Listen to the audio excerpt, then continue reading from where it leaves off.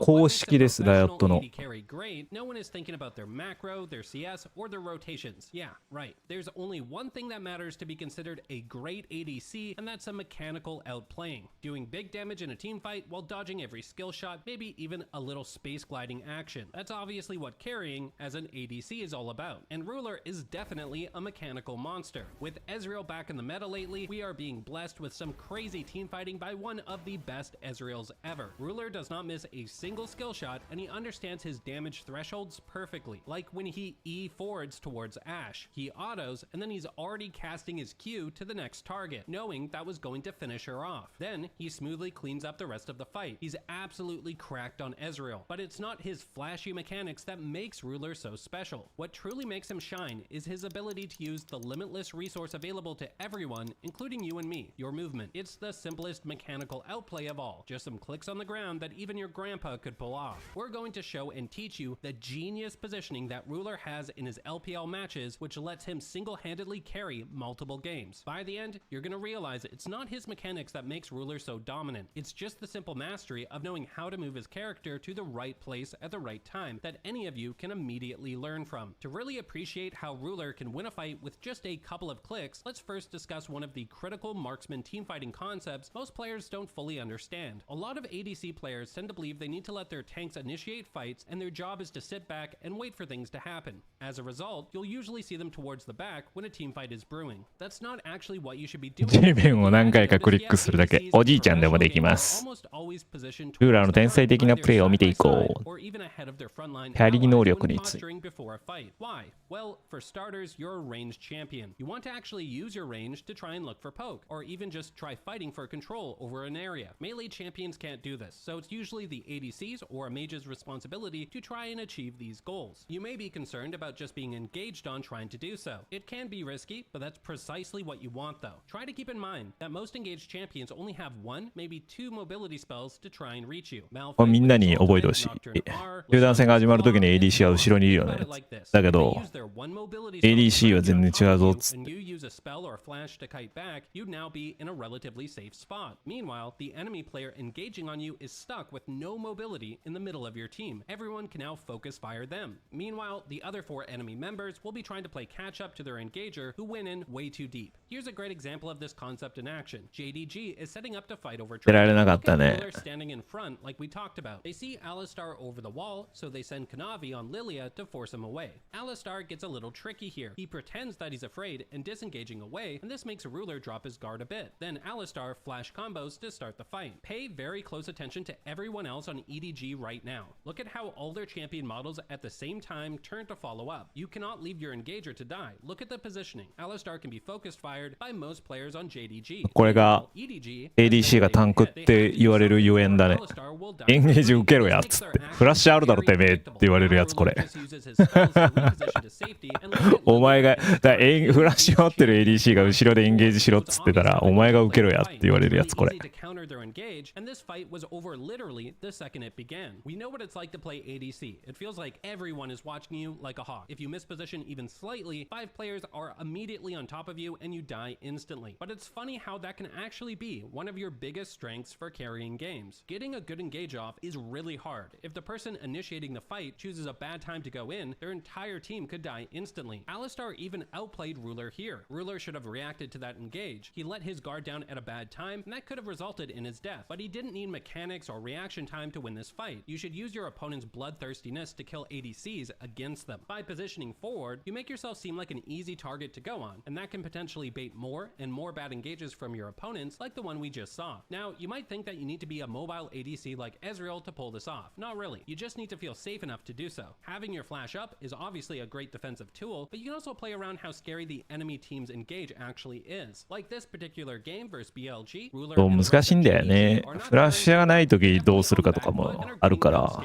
マジで ADC のフラッシュは重い。 reliable engage tool with Ornn ultimate, while Ruler's flash is up. So he's confident in playing far forward like we've seen before. Because he's playing so far up, BLG calls to engage and Ornn casts his ultimate. Ruler dodges the slow first, and here's a subtle but important detail. If he wanted to build as much distance as possible between him and threats, he would begin moving this way. But instead, he keeps kiting the same way and doesn't even flash Ornn's ultimate. Why? Pay attention to the positioning. Ruler went to this spot right between Corki and Rumble. Meanwhile, the main threat このラインが綺麗なんだよな、めっちゃ。 Do you see why this is perfect positioning? If they walk up こ towards の Ruler 字に at なっ this てるで angle, しょ。 they'd be pincering themselves. By Ruler not flashing, they get baited a bit and start walking forward. JDG のライン。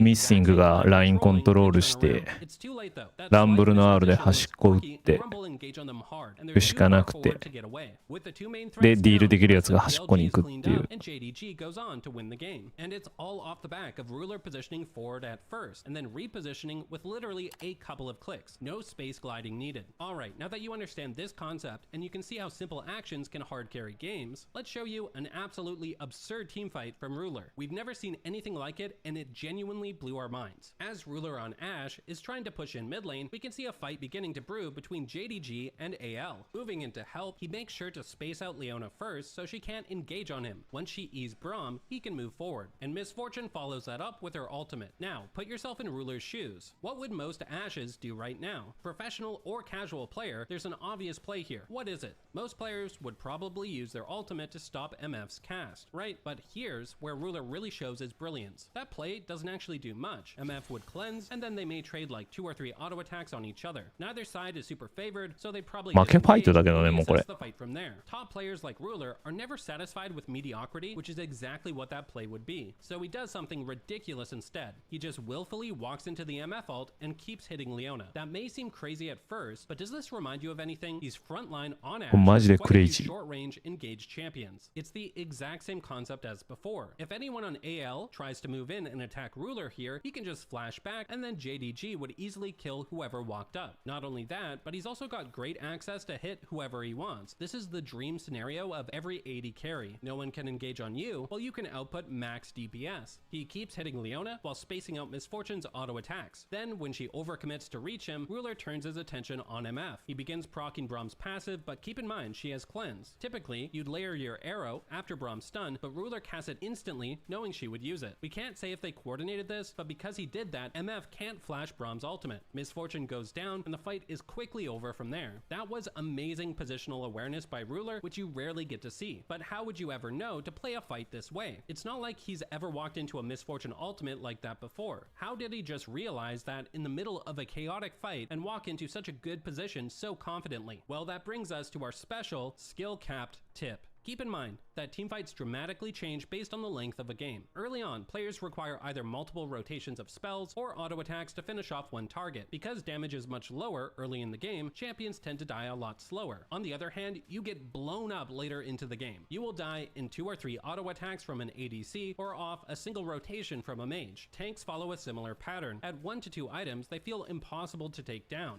But later on into the game, they're usually really squishy relative to the damage being dished out. Most players don't deliberately play around this. There are a couple of simple guidelines you can follow to play fights out way more consistently. Later on into the game, you should care a lot about small mistakes. 試合時間によって劇的に変化します。ロールの集団戦。序盤の1キルにはスキルを何度も回転させ通常攻撃を重ねる必要があります。序盤戦はダメージが低く、デッドまでの時間が長い。集団に出るとですは一瞬だと。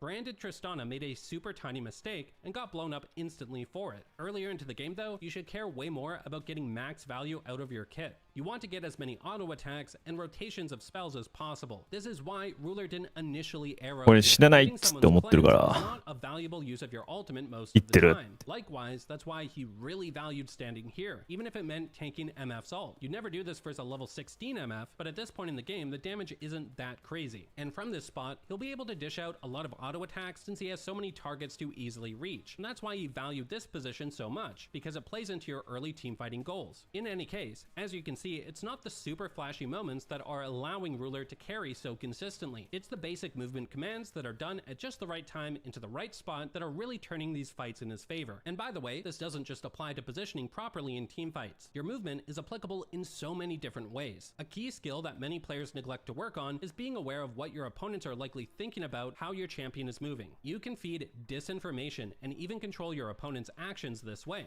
For example, you guys have all gone against someone who has been passive the whole laning phase, refusing to ever fight you. Then they randomly get confident and start walking towards you. It's obvious you're being 字幕はね、多少ずれたりしますね。 how you're moving and what information that might be giving to your enemy. For example, let's say you have a ward in one of the mid lane side brushes. As you walk up to push mid lane, an assassin walks in. You push the wave and then you decide you want to kill them. You walk straight towards them, but this puts them on guard. They'll know you have vision and you'll miss your kill window. Instead, put yourself in their shoes. What would you like to see yourself do if you were them? For example, you could walk back a little, pretending you're trying to be safe, but begin channeling your recall close to the brush. That's every assassin's dream, because they think you're unaware. They'll run at you in a まあ straight マインド line ゲーム and しろ your っていう counter ね much easier. わかりやすい About the game through your opponent's point of まっ view, すぐ行ったら避けられるけど リコール目の前でリコールしたら来るよなって Now, I'll show い you a う brilliant example of how it's done with Ruler on Jhin versus Elk's Ezreal. At the moment, both teams are looking to contest the Void Grubs. Because of that, Elk tries to crash the wave quickly and rotate over. Then Ruler clears the wave to follow. Okay, to understand what's about to happen, there's an important detail you need to know. Right now, Ruler has rushed Swiftness boots. Against an Ezreal, this is a lot of power in a 1v1 situation, since you can very reliably dodge his spells. Elk knows this, so he's going to do something tricky. Because you can never land Ezreal ult versus a good player who has Swifties, he's going to pretend to focus on the 字 grub 幕 fight ずれ and て use ま his すね ultimate there. This is super similar to the example we just covered. Elk is pretending he's unaware of Ruler behind him, but Ruler knows he's against a good player, so he plays along. He keeps running in a straight line towards Elk, pretending that he's falling for the bait. And the second the cast is over, he immediately jukes dodging the Q. Watch what happens next. Ruler keeps chasing for the kill as Elk goes into the brush. Then he easily sidesteps the spells and keeps chasing. Is he just insane and dodged the spells with pure reaction? Well, let's take a look again. Ruler outplayed Elk by mind gaming with two important skill shot concepts. First, whenever a skill shot champion walks into a brush, you should immediately have your guard up. Because you can't see the wind up animation of your opponent casting the spell, you have such little time to react that it's really difficult to dodge spells coming from the brush. Therefore, Ruler broke a fundamental here. Right now, he should be weaving to dodge spells, but only Ezreal's W is up, which he's not worried about dodging because of something you'd only know if you mained Ezreal and or Jhin. At this moment, it is safe to assume that if they fight to the death, Ruler is favored. Ezreal only wins if he lands every Q and W, otherwise he loses, and that's very hard to do versus Jhin with Swifties. Which brings us to our second concept Ruler is using here. There are times where you're playing a skill shot champion that an enemy player will run at you in a straight line. This typically indicates that they don't care about what spells you land. Even if you hit everything, they're going to kill you anyways. So running in a straight line is their best play. Hopefully, you can see the genius at work here. At first, Elk was running because there's no way he can fight Jhin. マジでやばいね Too こ hard れ to reliably land his spells. But when Ruler runs at him in a straight line, Elk thinks he's getting cocky. Ruler must think he wins even if he doesn't dodge anything. So Elk sees a kill opportunity. And that brings us to the final moment of this play. Look at him. Without vision, he began juking again the second Elk turned to fight. How did Ruler know? It's simple. It goes back to the start of the play. The initial Q he juked set this all up. He ran at Elk in a straight line, perfectly calculating when Ezreal Q would be back up. The second it's up, he immediately starts juking, knowing Elk would likely turn at that moment. Now Elk has overcommitted, and he desperately tries to get away. Ruler waits until he's next to a wall, making it much easier to land his W, and then lines up his ultimate, forcing Elk to flash back into the jungle. Despite having some of the best mechanics in the world, that is not what Ruler usually relies on to hard carry tons of games against some of the most mechanically impressive players out there. A ton of his outplays boil down to basic fundamental concepts and 字 executing 幕が them めっ with ちゃ a ずれ few て good るよね clicks that anyone can pull off with some practice. Keep cheering for Ruler and start paying close attention in his games, and you will quickly see many more examples of everything we discussed here today. As always, thanks for watching. っていうねこれマジで勉強になるんでこれは全部見るといい